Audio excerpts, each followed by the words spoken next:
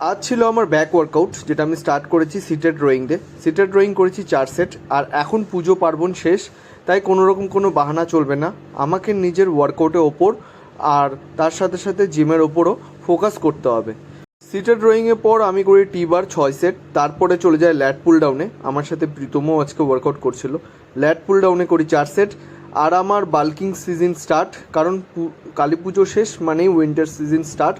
আমার body weight ছিল August মাসে 53 কিলো, যে আর এখন অবধি অলরেডি হয়ে গেছে আমার 58 কিলো। আর নেক্সট টার্গেট আমার 65 কিলোতে ডিসেম্বরের মধ্যে, আশা করি সেটা হয়ে যাবে। আর ল্যাট পুল ডাউনের পরেই করি আমি রিভার্স পেক ডেক ফ্লাই, যেটা করি 3 সেট। আর তারপরেই করি সিঙ্গেল আর্ম ডাম্বেল রোয়িং, করেই আমার আজকে ব্যাকের ওয়ার্কআউট শেষ। সিঙ্গেল আর্ম ডাম্বেল রোয়িংয়ে করি আমি 4 সেট।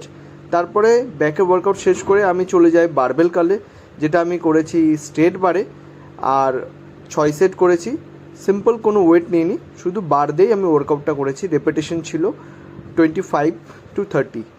নেক্সট ওয়ার্কআউটে আমি চলে যাই লেগ এক্সটেনশন করি 6 সেট করে। আমার আজকে ওয়ার্কআউট শেষ।